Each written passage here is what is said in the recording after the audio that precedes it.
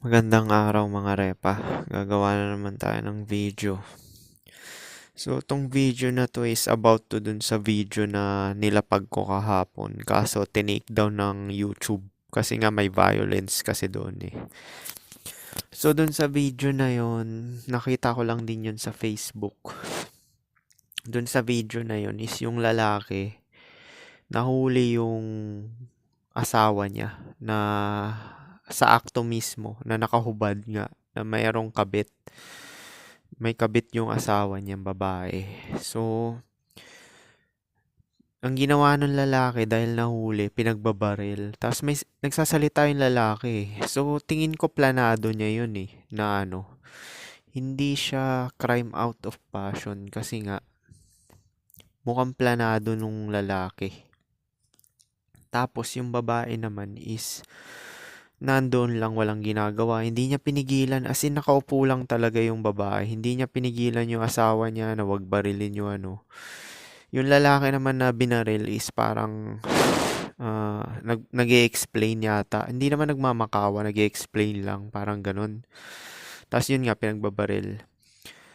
So, dun sa nangyari na yun, parang ang daming tama nung lalaki. Siguro, mga 15 siguro yun. Kasi parang patay na nga, pinagbabaril pa rin talaga. So, ewan ko kung makakasuhan yun kasi sa Pilipinas kasi parang hindi makakasuhan yun. Pero, yung intention kasi ng lalaki, obvious na planado eh. Kasi nga, nagsasalita siya tapos ni-record niya pa. As proof siguro or ebidensya kahit na nakapatay siya. So, yung intention niya is hindi siya crime out of passion. Alam niya yung ginagawa niya at planado niya. Siguro may kaso din yun kahit onte kasi planado niya eh. Ibig sabihin intention niya talaga. Eh yung babae naman, walang pakialam, nandun lang nakaupo. Hindi niya pinigilan yung asawa niya. Now, ba't ko nasabi nag-conclusion ako na asawa yon hindi girlfriend? Kasi, yung lalaki, alam niya yung kabit talaga. Tapos, purposely talaga na binaril niya yung lalaki talaga. Tapos, ni-record niya. Meron bang gagawa ng krimen na i-record? So, gagawin niyang grounds yun sa legal matter pagka sa kasuhan nga. Kasi nga, nahuli niya caught in the act yung lalaki nga at asawa niya. Kaya conclusion doon is asawa na. So itong mga ganito is carnal based to blue pill. Kasi nga lahat naman talaga na nasa relasyon ay pinili yan ng babae base sa pakinabang. Paulit-ulit ko na sinasabi yan. Alpha Fox, Beta Box. Walang pace yan eh, walang pace yan. Yan kasi nakakatakot sa mga pinili pang relasyon na long term eh. Kasi nga, usually yan, yung mga pinipili ng babae sa average looking or pangit talaga yan. Na may silbi talaga for long term, which is beta box provider at silbidor. So, malamang tong lalaki na to, nag-i-invest yan, bigay-bigay. Tapos, dedicated talaga. Kung may anak sila, hindi natin alam kung may anak. Pero base sa katawan ng babae, mukhang medyo chubby-chubby na, baka may anak nga. Pero speculation lang yun tiningnan ko lang yung katawan ng babae, medyo chubby na. Tsaka out of prime na yun. So biruin mo, out of prime na yung babae. Kasi ma-obvious naman sa katawan ng babae na out of prime siya eh. Out of prime na tapos nakangaliwa pa rin. Kasi nga, sinabi nga ni Rollo Tomasi, ang hypergamy is hindi yan pace. Di ba merong ibang red pill na nagpapakalat na Alpha Fox, Beta Box. May pace kasi yung pace daw 10 years muna. Magtitikim sila ng chad. Oh, merong ganun din yon.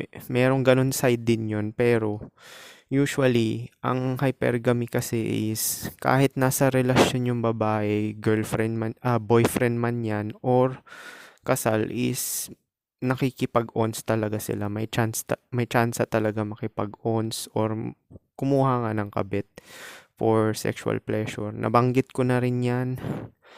Ang cheating is always about sex yan. Kaya nga nahuli nakahubad, 'di ba? Meron ba nagche-cheat kung usap lang? Kung usap lang, pwede niya kunin yung non-sexual attention sa kaibigan niyang babae or sa kaibigan niyang bakla kung meron man.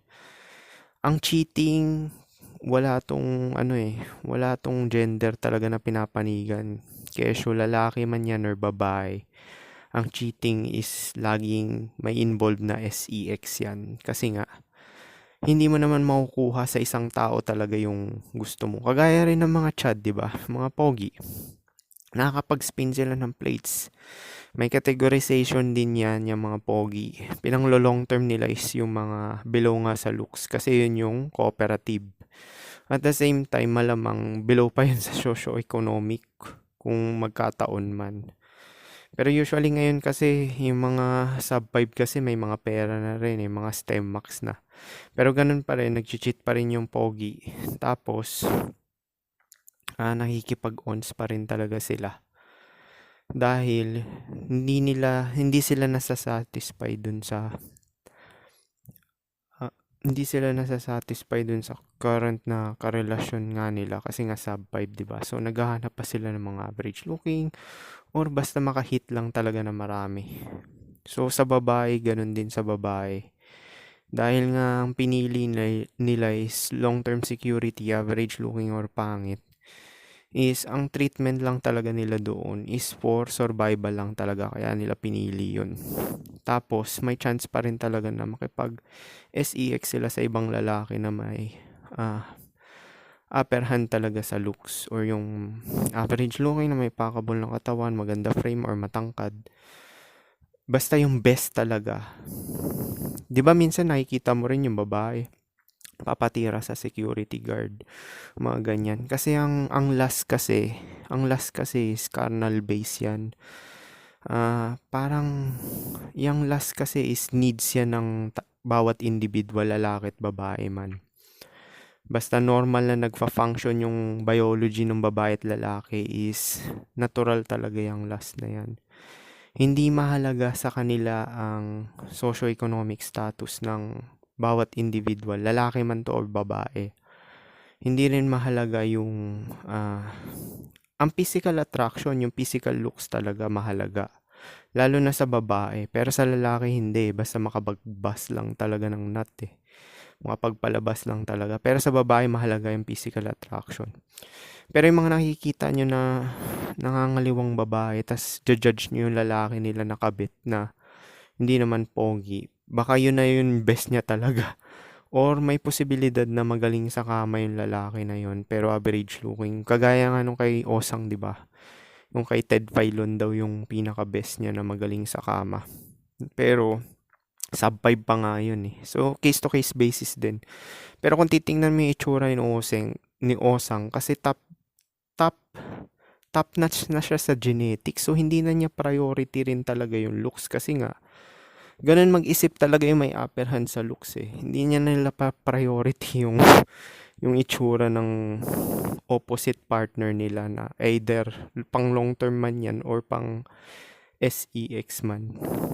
For sexual pleasure na sinasabi ko. Kasi nga, nandun na sila sa apex ng aesthetic. Nandun na sila sa top. So, di ba si Osang sinabi niya, si Ted Filon daw magaling. Para sa black pill lens, napakadaling i-debunk nun. Tingnan mo naman itsura ni Osang, di ba?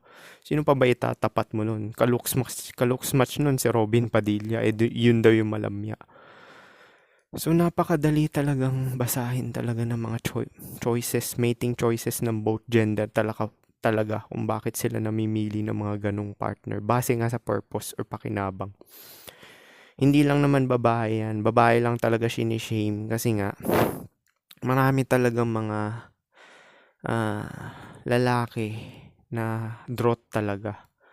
Kasi hindi na nila maiiwasan yan ngayon dahil nga sa feminism, di ba? Ang goal kasi ng feminism is bigyan ng trabaho yung babae at sexually liberate sila para hindi na sila aasa sa lalaki at wag na sila magsettle dun sa hindi naman talaga nila gusto. Physically, yung sinasabi natin. Pero sa Pilipinas, medyo malayo pa yan kasi nga Hindi to traditional role napipilitan out of survival. Kasi nga kailangan talaga ng babae sa Pilipinas na maghanap talaga ng beta box provider kesyo minimum wage earner pa yan. Pero sa ngayon sa nangyayari, mukhang paunti na ng paunti yan. Kasi mas priority na rin na ng lalaki na yung survival niya, tsaka yung babae rin. Kasi alam na rin ng mga babae na kesyo pangit pa yan, average looking is SEX lang din habol talaga sa kanila. Hindi rin sila siseryosohin. So, ang end up nitong both gender na to is magiging single na lang din. Sa new generation tong sinasabi ko Siyempre up to date din ako dyan sa mga new generation na nangyayari kasi social media age na tayo. Marami na talagang option yung mga babae. Mga lalaki naman is puro rejection at alam na nila na ginagawa silang nice guy finish last nga para i-save yung mga pakupas na or yung may nasa ipipa ni pace which is 25 pataas. Napansin ko rin yan sa singles dating na FB group page.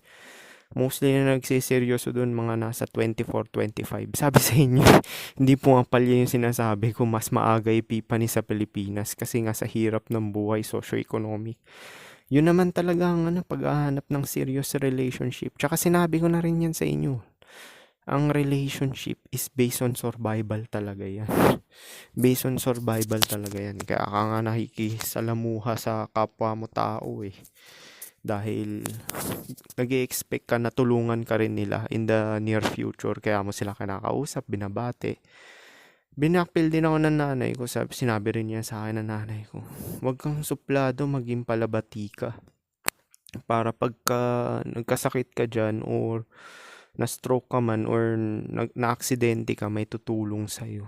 So, yun talaga yun. Survival pa rin talaga kung bakit ganun.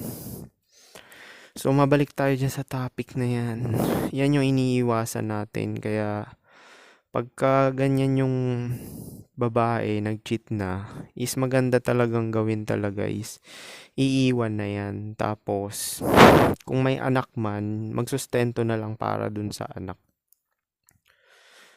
Pero dun sa nanay, hindi na. Mahihirapan dun yung nanay kasi nga, magtatrabaho siya uli dahil hiniwalayan mo Parang yun na lang talaga yung mas logical kaysa yung papatay ka pa. Mukhang planado talaga nung lalaki kasi nagsasalita siya Tapos nire-record niya talaga. Kasi gagawin niya nga ebidensya. Walang tangang gagawa na gano'n bibidyohan niya yung pamamaril niya, 'di ba? So talagang planado nung lalaki. Yung babae naman walang pakialam kasi hindi naman siya yung pinatay. Sinalba siya nung asawa niya. Ang pinatay talaga yung kabit. So, maganda talaga is kung lalaki ka, wag mo papatulan yung may mga asawa, tapos yung may mga anak. Sinabi ko, kahit nga ako, hindi talaga ako pumapatol sa may mga anak talaga. Hindi ko dinidate yan, hindi ko binibigyan ng chance yan. Pati yung may mga asawa rin, hindi ko inaano yan. Mostly na mga nag-aano sa akin na may asawa is yung nag-o-orbit sila, 'di ba? Kasi nga naiinggit sila dahil single life ako or gusto nila ma-hit ko rin dahil upper hand ako sa look sa kanila. Pero hindi ko talaga binibigyan ng chance yung mga yan. May mga asawa kasi nga mahirap na ayoko ng ganyan. Naranasan na yun ng kapatid ko na baril sa likod yung stepbrother ko nga, 'di ba? Yung kwento ko sa inyo dati. So, hindi worth it yung ganyan. Hindi worth it yung ganyan, yung manghihit ka na may mga asawa. Okay lang yung mga boyfriend. Pero ganun pa rin may mga blue pill pa rin talaga na Kung manghihit mo yung boyfriend, siguraduhin mo na talaga, na walang baril, basta walang kapasidad talaga na balikan ka. Makapangyarihan nga actually babae, pwede mo nga utusan yung babae talaga. Kung manghihit ka na may boyfriend pwede mo utusan yung babae, break mo na lang yan. Para tayo na lang. Ganun. Pwede mo utusan yung ganun. Or hindi mo siya ihihit hanggat di niya binibreak yung lalaki niya. Na Or kung i-double cross ka man niya, pwede mong kausapin yung lalaki na planado talaga ng babae na manloko nga, gano'n. Depende na lang 'yan talaga sa logic niyo talaga. Pero ako kasi wala talaga akong inaano talaga na may asawa talaga, eh. Iniiwasan ko 'yan tsaka yung may anak.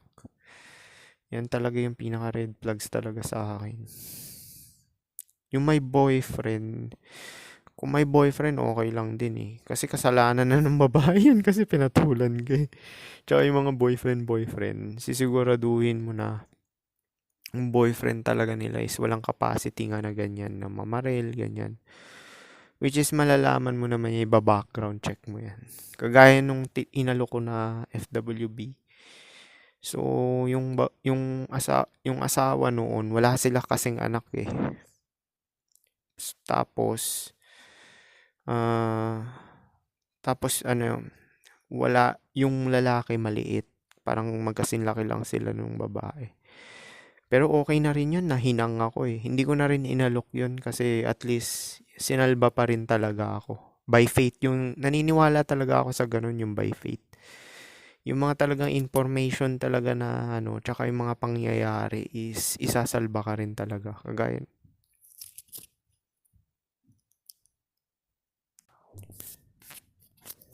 Kagaya ng mga rejection, na-reject ka sa trabaho mo, hindi ka natanggap, or may mga babae na nagre-reject sa'yo. Tingnan mo na lang yun as positive way na sinalba ka talaga sa ganun.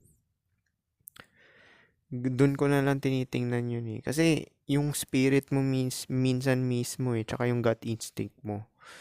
Hindi ka ipapalya talaga niyan eh. Kagaya nung cleaner, 'di ba, binigay sa akin number. May something kasi na bakit ayaw ko siya gawan talaga ng move kasi magiging future problem nga eh. Magiging problema siya sa future. Kaya yun yung inaano ko. Pinagtitiwalaan ko talaga yung ano, yung intuition ko talaga. Which is yun din yung sumasalba talaga sa akin. Kagaya nung intuition ko na ano, ipasa talaga yung board exam. Hindi ko talaga siya tinikas lilo rin talaga. Kasi nga alam ko na survival na talaga once na adult ka na talaga. Kasi nabablockpill ako sa mga kaibigan ko dati. Nakikita ko yung trabaho nila. High school pa lang nagbubuhat nga ng noodles. Sinasamahan ko sila mamalengke ang aga-aga, alas 6 ng umaga. Actually, alas 5 pa yun eh. Tapos bubuhat siya ng noodles. Nakikita ko, sabi ko, ayoko yung ganito. So, yun talaga nag-blackpill sa akin yung mga hindi ko pamimili ng mga taong ano. Kasi frequency yun eh. Yung ano, ibig sabihin, truthful sila sa'yo, truthful ka rin. Authenticity. Kung authentic ka na tao, is yun din yung ma-attract mong tao. Yung mga, pag fake ka, malamang fake din yung relasyon nyo. Fake din yung ma-attract mo. Yung mga nag-i-indirect approach, usually ma-attract niyan mga gold digger, mga beta box, gagamitin ka for non-sexual attention, palibre-libre, inom, mga ganyan. Sine-sine, labas, lakad, entertainment, ganyan. Kasi hindi ka direkta sa pakay mo eh, na ano talaga. Tsaka yung main reason mo. Pwede nga pag nakipagrelasyon ka, lapaga na talaga eh. Sabihin mo yung future plan tsaka goals mo talaga eh. Sabihin mo, oh, ito. Kunwari ganito Kunwari may na-aksidente man ako. Or magko-commit man ako. Sasabihin ko, magtatrabaho ko, mag-iipon ako. Tapos ikaw rin mag-iipon ka. Tapos by 15, hindi na ako magtatrabaho. Senaryo lang to Kunwari yung Korean na katrabaho ko, 22. So, 16 years yung age gap, diba? Or 17. So, by 50, hindi na ako magtatrabaho. Ikaw magtatrabaho hanggang mag-65 ako. Tapos, pag 65 ako, yung pension ko, yun yung gagalawin natin para dun sa, hindi ka na magtatrabaho pag 50 ka na. So, equal exchange siya. Ganun lang naman yun, mapapag-usapan naman yung pag sa relasyon talaga eh. Tsaka, ang upper advantage mo talaga para mabilis ka talaga umiskapo kung magka-problema man talaga in the near future is wag ka mag-aanak talaga tsaka wag ka magpapakasal. Kasi yun yung chine-chase kasi ng babae yung seed mo. Lalo na kung pogi ka. chase niya yung genetic mo, chase pa niya yung marriage, 'di ba? Which is hindi naman siya magpapakasal kung wala naman siya mabe-benefit na resources or status which is connected sa money stream. Yung businessman, 'di ba? Status pa rin 'yan eh. Businessman tawag sa kanila, status 'yan. Connected 'yan sa money stream. Yung mga men in uniform, mga connected din 'yan sa sa income stream. So, yun lang. Tingnan mo yung babae talaga. Doon talaga ako na yung sa babae, wala talaga siya reaction, hindi niya pinigilan, hinayaan niya lang yun. Kasi nga, hindi siya yung binabaril, yung lalaki. Kaya,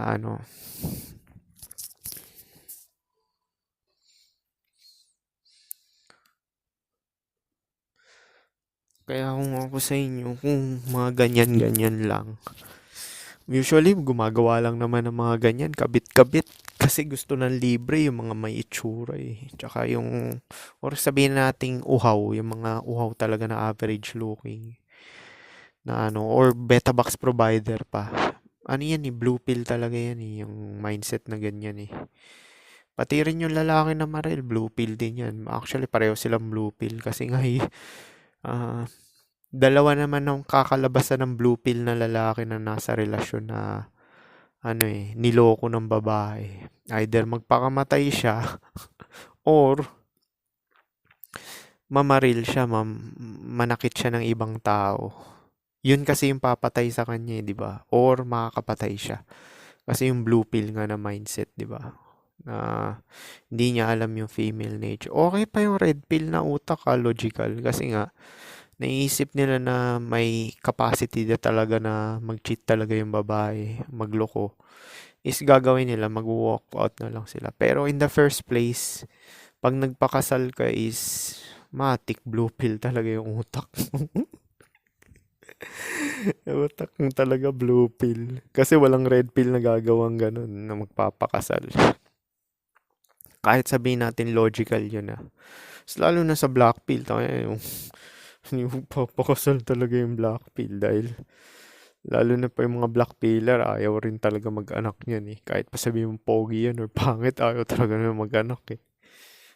Meron ding ibang black pill talaga na gusto mag-anak kasi nga yan yung mga drought na black pill. Merong dalawang side kasi yung black pill eh. Yung isa, tanggap yung truth at nagmo-move on. Focus na lang sa survival, magpo-pro. Yan yung kagaya ko, yung pinapakalat ko, which is yung mga, hindi naman pinapakalat, sinishare ko na wisdom, which is positive side siya. Etong side naman ng isang black pill is yung fatalistic, kagaya ni Brandon. Na nag-expect pa rin talaga na merong pipili sa kanya na may genuine desire. Kahit naman yung genuine desire, promise, magfe-fade din talaga yan. Kasi yung looks nagfe-fade yan eh. Mag-iiba rin treatment nung babae na pinili ka, di ba? Kasi nga nagfe-fade yan looks. Lalo na kung wala kang pera, mag-iiba talaga yung treatment.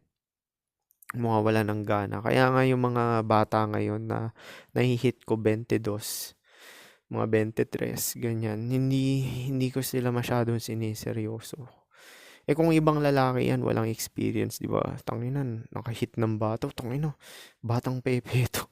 Papakasalan ko na to or papakasalan ko na, magko-commit na ako. Yung mga ganyan. Hindi dapat ganun. Kasi alam mo, wala kang pagmamayari dito. Isa pa yan. Yan pa yung utak ng mga blue pill na hinayupak na yan. Yung mga namamaril or magpapatiwakal is masyado silang possessive, materialistic. Inisip nila yung pepe ng asawa nila, girlfriend nila is pagmamayari nila.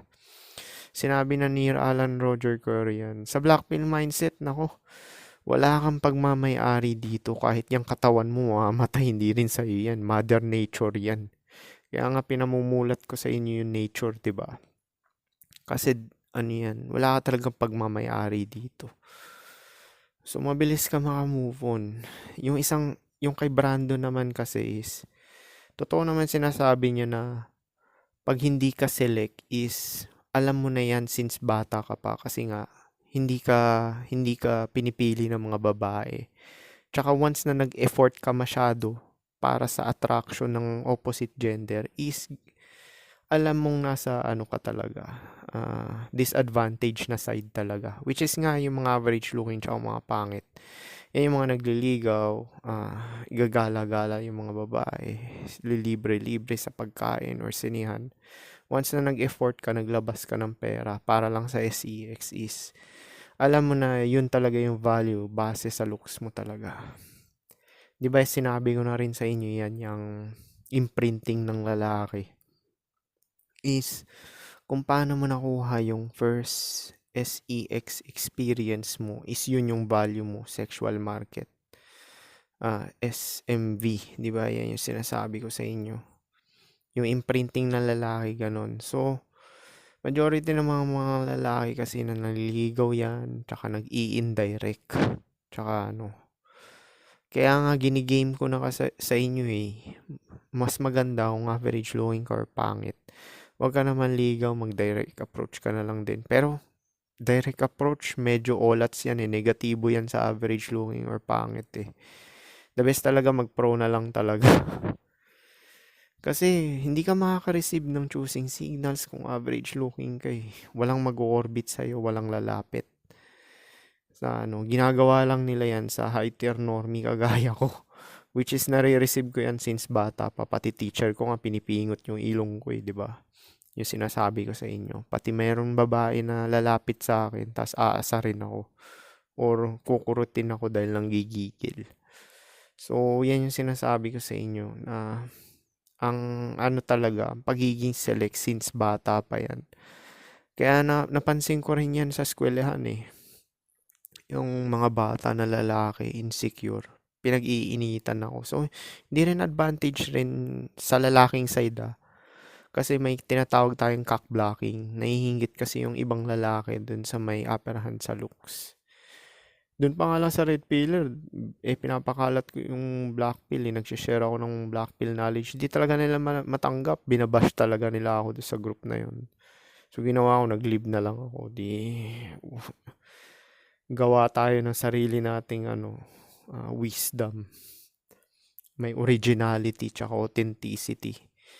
Wala naman kayo talaga makikitang video na nagpapakalat nito eh. Kahit anong search nyo sa YouTube, Pilipino sinasabi ko, Tagalog Puro ka bullshitan makikita nyo dun na informasyon. Ito talaga about life to. Hindi lang to dating and relationship.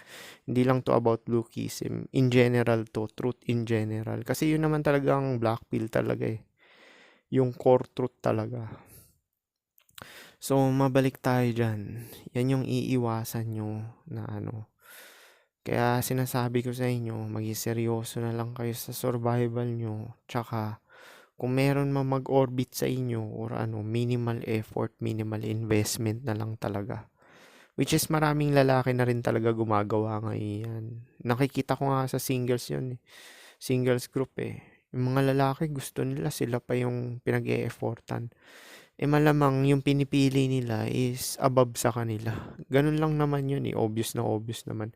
Pero kung titingnan mo mga DM nun is maraming mga average looking tsaka may mga trabaho rin na minimum wage earner na nag-message doon. Pero sinisane zone lang niya yun. Hindi niya nila pinapansin 50 yun. Mga 50. Minimum yun kahit sub 5 to sinasabi ko sa inyo. Kasi nakita ko na talaga yan eh. Yung babae nirecord niya yung mga nagdi-DM sa kanya. Almost mga 40 or 50. Sa pangit or average pa yan na looking na babae.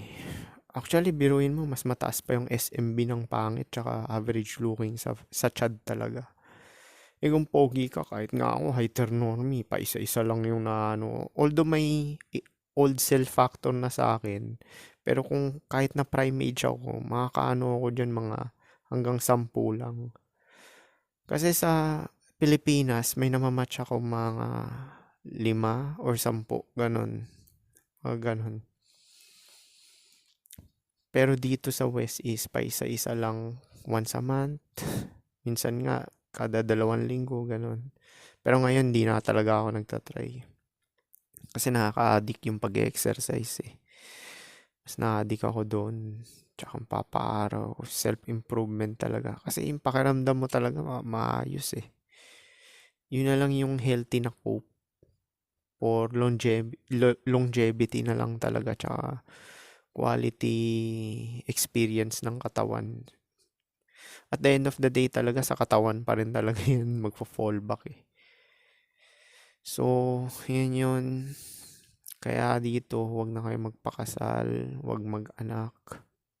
Same lang din yan sa sa red pill.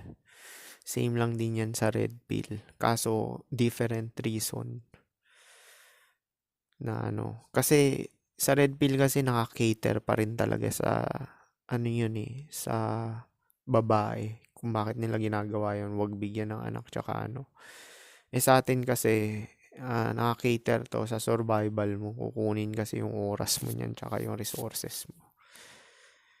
Tsaka, walang permanente talaga dito. Hanggat maaari, ayaw mo nang maglilimit sa'yo. Kagaya nung anak, lilimitahan ka niyan sa mga kilos mo, di ba? Yung marriage din, lilimitahan ka sa mga gusto mong gawin. Kung kasal ka, tingin mo ba papayagan ka ng misis mo na mag-prostitute? Tingin mo? Wala ako narinig na ganun. Bihira yung ganun. Kasi lalo na kung minimum wage earner ka. Kasi 'di ba syempre tatanda yung asawa mo, 'di ba? Syempre kung mataas testosterone mo, mawawalan ka ng gana diyan. Hindi mo natitirahin yan lalo na pag tumaba. So gusto mong mag-try ng prostitute. Tapos kasal ka, 'di ba? O tingin mo papayagan ka. Sasabihin sa'yo ng asawa mo, bubungangaan ka. Ikaw tangina mo, Jose. Tangina mo, nauubos yung pera mo kaka-prostitute. Imbis na pang sustento mo yan sa anak mo. O gaganunin ka, bubungangaan ka ng Hanggat maaari, ayaw mong gumawa ng mga choices na maglilimita sa'yo in the near future. Kagaya nga niya sinasabi ko, anak or pagpapakasal. So, itong lalaki na to, itong blue pill na to, malamang kasal to kasi nga ni-record niya ebidensya eh. Saka nagsasalita siya. Hindi ko alam kung ano yung sinasalita niya kasi nga, sinasabi niya kasi nga, pinuputok-putok niya yung baril eh. So, medyo maingay na So, yun yung dito, senaryo dito. Yan yung tinake down ng YouTube eh. Na yung nilabas ko na video na mag-ingat kayo kasi hindi lang yan sa senaryo ng dating and relationship. Halos karamihan talaga ng tao na nasa paligid nyo, 90% to Gnostics na nagsabi nito. 90% talaga ng mga tao talaga is blue pill mindset, carnal base yan. Yan yung mga tao na mabilis matrigger, magsalita ka lang na kakaiba or titingin nila na parang hindi magfe-favor sa kanila.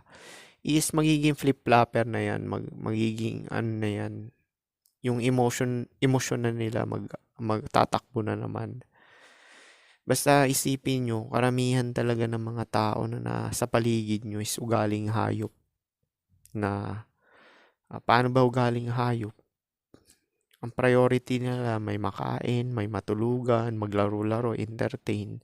Tapos umihi, tumae, may pagkantutan. Yan lang talaga yung umiikot sa utak ng mga hayop. Now, hindi naiiba yan sa 90% ng mga tao. Mostly ng mga tao is sinasabi nila may morality sila. Hindi ako naniniwala dyan. Hindi ako naniniwala dyan. Alam nila yung tama at mali. Dahil sa merong consequences tsaka sa religion nga.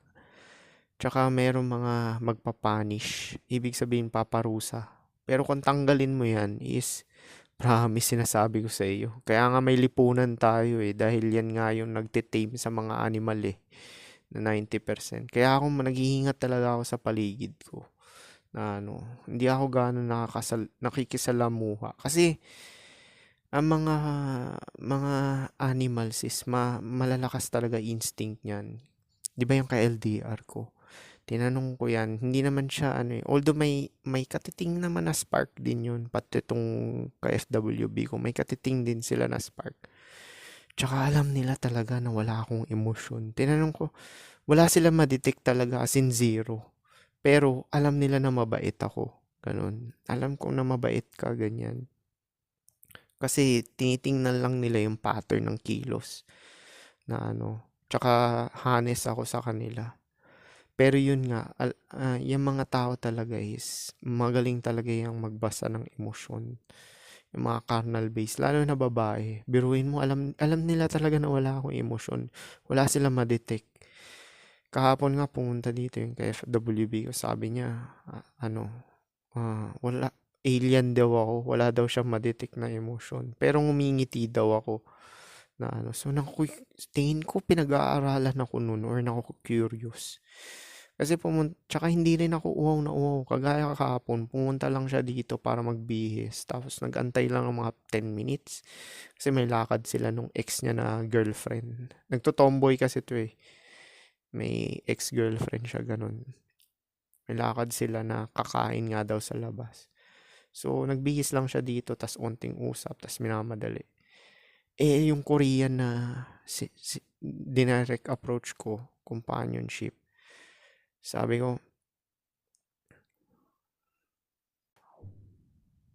niya sa akin, shut up daw ako, madaldal daw ako, wag ko na, i-respect ko raw yung Korean. Eh, gusto ko nun eh, nakikita ko na lumalapit siya eh. So, tingin ko tong ka-FWB ko na, sub 5, gusto ko limitahan kasi nga, nagsiselo siya na mag-i-spin ako ng plates.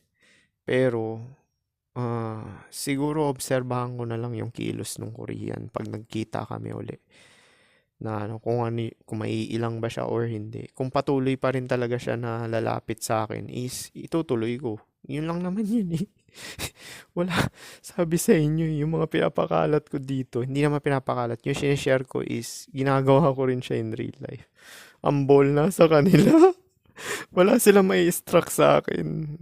Para talaga akong be like water. Wala silang may struck sa akin. Unang-una may bariko sila kundi hindi ko na kailangan magpa-vasectomy dahil hindi ko sila maanakan. So wala talaga sila may struck sa akin. Wala rin namang competition dahil sino pipiliin nila? Yung mga lalaki na minimum wage earner.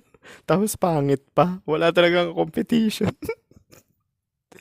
Kaya nga ini-exploit ko na lang talaga kung ano yung meron talaga eh. Ganon din kayo dapat. Kung ano yung meron kayo, i-maximize nyo na lang talaga.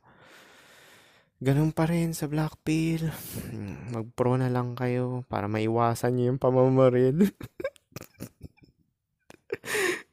Blue pill. Nagpakasal kasi si Gago. Yun lang naman reason nun. Nagpakasal siya. Eh, pagka dead end na yun kasi. Pag hiniwalayan siya ng misis niya dahil kasal siya tapos average looking siya, pangit, wala nang papatol sa kanya. Yun kasi, sorry, yun kasi iniisip ng mga lalaki. Actually, yung mga nagpapakasal talaga yung mga average looking tsaka pangit. Kasi nga, gusto nila itali yung babae. Pag ayaw ng babae, ayaw talaga niyan eh. Pag ayaw niya talaga. Kahit nakasal kayo, hihiwalay yan ng bahay. Di wala kang pepe. Tapos back to zero ka. Tanga-tanga ka pa. Kung hindi ka pa nag-grind para sa survival mo, kawawa ka. Wala ka nang pepe. Wala ka pang pagkain. Tingnan mo to si tanga-tanga, di ba? Na Maril. Kasi nagpakasal eh. Emotional siya eh. Tapos malamang nag-invest pa yan. Bigay-bigay. Lahat siya taya. Siyempre, sino ba naman hindi init ulo nun? Pero planado niya talaga eh. Kasi nagsasalita siya tsaka binidyohan niya eh. Diba? Napakadaling basahin yung mga senaryo na ganyan eh. Multiple senaryo pa nga eh. Kasi nga sa Black Pill Lens, kitang-kita mo lahat ng mga senaryo na ganyan. Out of prime na rin yung babae ah. Base sa katawan niya ah. Itsura pa lang nun. Mukhang baka nga 30 na yun eh.